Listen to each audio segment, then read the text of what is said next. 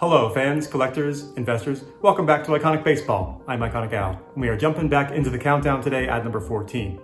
Now this is a player who I have ranked as my third greatest starting pitcher of all time. This guy was a force on the mound. Over a 16-year career that went from 1900 to 1916, he sported a 2.13 career ERA. A 1.36 ERA plus is extremely dominant. He won 373 games in those 16 years, winning 20 games 13 times. We're talking about a man who was virtually unhittable, sporting an ERA under 2 in 5 separate seasons. He was untouchable in the postseason in over 100 innings pitched, an ERA under 1. This is a man who has earned his spot on the list, will always be a significant figure in baseball, and will always be known as one of the greatest pitchers the game has ever seen. I'm of course talking about Matty, the great Christy Mathewson. Take me out to the ball game. Take me out with the crowd. Buy me some peanuts and cracker jack. I don't care if I never get back. Let me root for the home team. If they don't win, it's a shame. For it's 1, 2, 3 strikes, you're out at the old ball game. During an era when ball players were generally regarded as rough and tumble, womanizing gamblers, Christy Mathewson broke the mold. He was a well-educated, upstanding, devout man, which earned him the nickname the Christian Gentleman. I see him as one of baseball's first true role models, someone that kids could emulate and probably help to legitimize the game and its players in the eyes of parents as well. All that aside, Mathewson was a legendary talent. Over his 17-year career, he compiled 106.5 WAR with a career record of 373 wins, 188 losses. He has a sparkling 2.13 career ERA and a 1.058 WHIP. His 1.36 ERA plus puts him among the elite and the most dominant pitchers of all time. He struck out 2,507 batters, which by today's standards doesn't sound high. However, when you put that into historical context, again, like with Lefty Grove, he was a strikeout pitcher. He led the league in strikeouts 5 times. The strikeout just wasn't as big of a deal back then. He led the league in ERA 5 times. He won the Triple Crown twice. And he won 20 games 13 times. You want to talk peak? The man had a 10.5 WAR season in 1903, an 11.8 WAR season in 1908. He's about as dominant as they come. And in the postseason, when it counted, the man was virtually unhittable. In 101 2/3 innings pitched, he sported a .97 ERA and a .836 WHIP. He led his New York Giants to a World Series championship in 1905. A series, by the way, in which he threw 3 complete game shutouts in a span of 6 days. Different times. In 1918, after his playing career ended, he enlisted in the army, and when he arrived in France, he was accidentally gassed in a training exercise which led to a chronic case of tuberculosis, which actually would end up killing him at the age of 45 in 1925. A very tragic twist in the story of Mathewson's life. In 1936, he was honored by the Baseball Hall of Fame when he was one of the first 5 inductees in the inaugural class, along with other members Babe Ruth, Ty Cobb, Honus Wagner, and Walter Johnson. Before we get into my Mathewson items, I want to kick it over to a good friend of mine in the YouTube community, none other than Sammy Thunder, who has recently reached 2,000 subscribers. Congratulations, Sammy. He has compiled a phenomenal Mathewson collection, and he's going to do a deep dive into some of his favorite Mathewson items. So without further ado, thank you, Sammy. Hey, good evening, y'all. Sammy Thunder here, just supporting my buddy Iconic Al. Al asked me to showcase my Christy Mathewson collection and to support his video, so I'm going to go through each card, give a little blurb about where the card came from, how I got it maybe, and kind of go from there. I have 2 in the back, which I'll showcase last, but I'll start with the first one. This one I picked up at the Philly show. It was raw. I bought it for $300, and it was purchased from a dealer named Durwald. Durward, I think. I don't want to mispronounce his name, but people call him Woody. And so this is the 1909 S74 Silks white. It is missing the backing, but it is nonetheless a beautiful piece of memorabilia. And look at that. It's pretty amazing that they were able to kind of print these on silk sheets. And really special looking profile shot of him here. Signature haircut that he had at the time. The cap kind of sitting just atop of his head. And you got the New York logo and his signature. Not real, obviously, just printed. And you can see the back of it as well. Kind of see right through. So it's pretty marvelous. Obviously, I was expecting it to get an authentic, so I'm not disappointed with the purchase. I just wanted to make sure it was real, and I think it's hard to fake these, if not impossible. So it's the first one. This was the first Mathewson I ever picked up, and I kind of fell in love since then. It's the classic T206 of him. This one I purchased off of eBay. Probably paid about $400 at the time for it. Missing a chunk on the bottom, and somebody scribbled a W in there. So nice looking Piedmont. The white cap. Obviously, this comes in a dark cap as well. And I'm just happy to have at least just one T206 of his, as I am trying to go for some more rare stuff these days that you don't really see at shows too much. From what I understand, the 150 series was a little more rare than the 350, but I could be wrong on that. It's just something I think I looked up in the book. There's a book that talks about it a little bit. But very cool Mathewson piece. And so the next one is, I think, my most recent Mathewson pickup. That is the 1946-1947 Propaganda Montiel. And, I saw this one was on the Discord group I belong in. Sorry, I can't get this in focus as well as I'd like to. Sometimes it just does. It takes a little bit longer. There we go. So the Propaganda Montiel, Christy Mathewson, it's part of a set, and I thought it was in really nice shape despite the mold, despite the stain, the molding, I guess is what we're seeing, but staining nonetheless. But for what it's worth, it's I think it's a higher one than you'd expect, but you don't see these come up too often, and I'm learning a little bit more about this set in particular. It's just a really cool looking item, and I decided to pick it up. I think I paid $350 for this one. So really nice Mathewson piece. I love the yellow framing around it. Really adds a nice touch. And what I love a lot is that it's his biographies in Spanish. So that's really cool. This one was one of my more expensive pickups. It is the 1967 Venezuelan Retirado Christy Mathewson. But this one is, for those that don't know about the Venezuelan cards, these are incredibly difficult to get without paper loss because these are generally put in photo albums.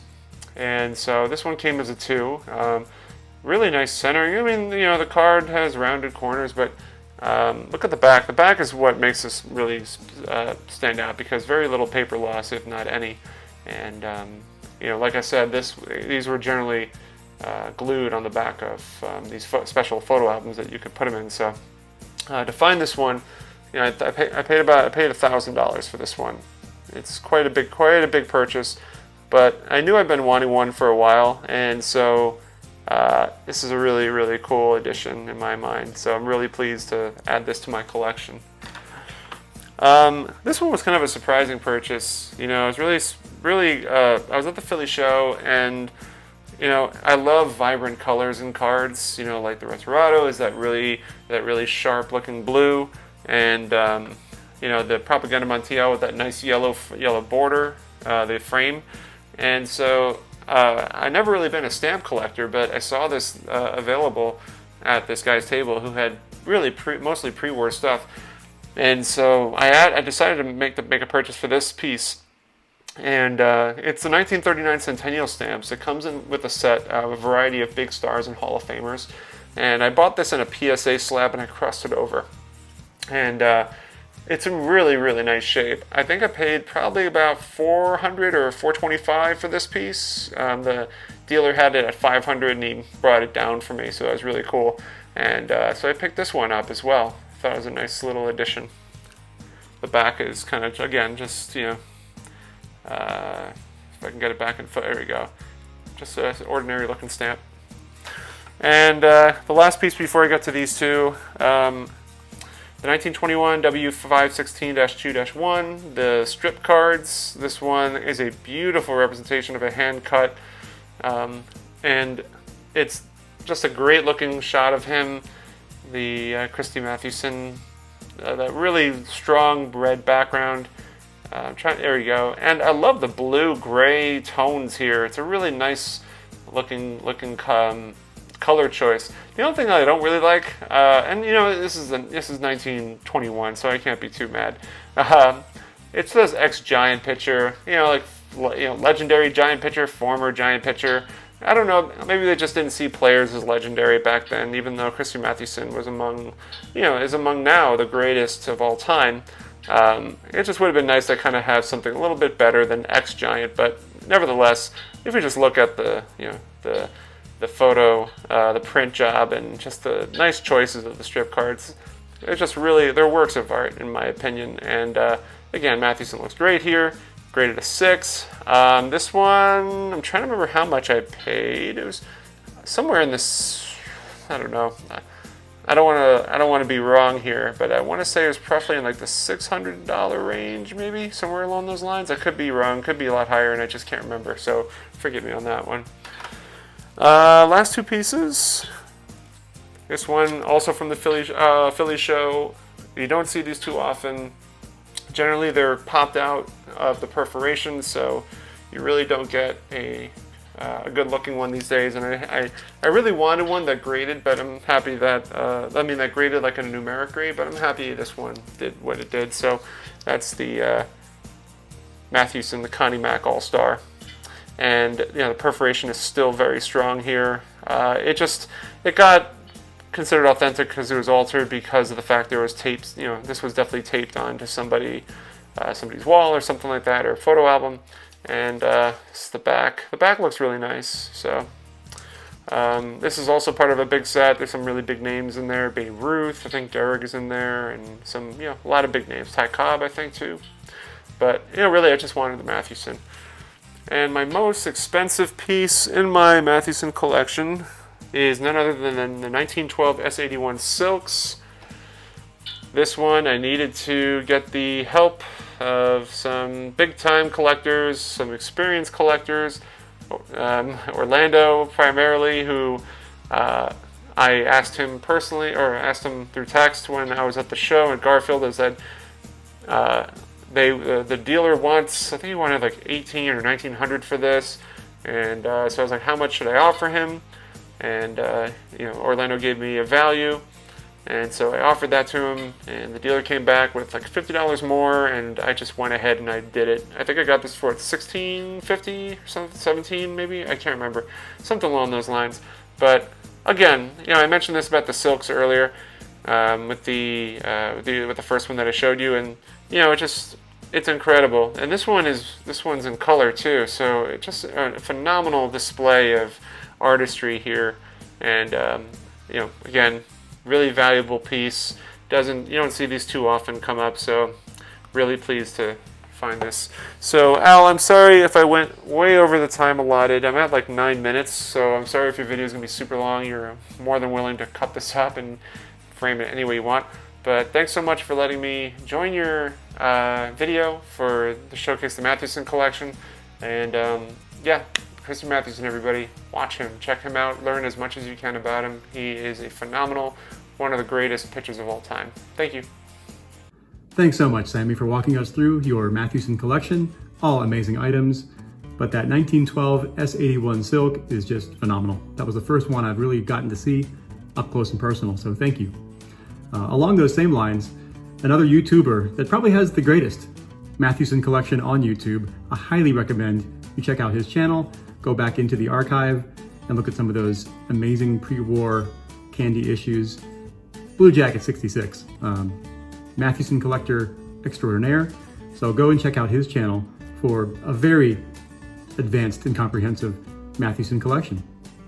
Okay, on to my items. Let's start with the one that I've had the longest. This is one that's been in my collection for quite some time. I don't believe I've shown any of these items on YouTube before, but this is my 1911 Sweet Cap T205 Gold Border Christy Mathewson. Just one that checks all the boxes for me in terms of eye appeal, centering. It's a close-up portrait shot that I absolutely love. In fact, of all the Mathewson images on his Playing Days releases, this is my favorite, which gives you some idea why I chose to incorporate this one into my collection. Kind of makes you do a double take. But just a striking, piercing portrait shot, zoomed in, of Christy Mathewson. I just love this image. It's got that period hairstyle. Looks like he's looking right at you. This is a Sweet Caporal cigarette's back. Beautiful centering, both on the front and on the back. And for SGC2, you can't do much better. Obviously, these gold borders are very susceptible to chipping and wear, but the essence of the card, in my mind, is intact. Just a beautiful example. And there are 155 on the SGC pop report for that card. PSA has graded 830, so we have total graded population of that card still under 1,000. But it is one of his more available and affordable Playing Days issues. Now, somewhere in the last year or two, John Mangini mentioned on a video how it was kind of a shame that most of us now are interacting with our tobacco cards, our pre-war cards, behind a slab. And very few people get to touch, smell, feel their cards anymore. And that message really resonated with me because I remember back when I was 14, 15 years old, and I picked up my first T206, Fred Clark, which I've shown many times on the channel, Piedmont back. And I had this ungraded at the time, and I remember loving this thing, feeling it, smelling it. Sounds silly, but it had a musty tobacco smell to it that I absolutely loved.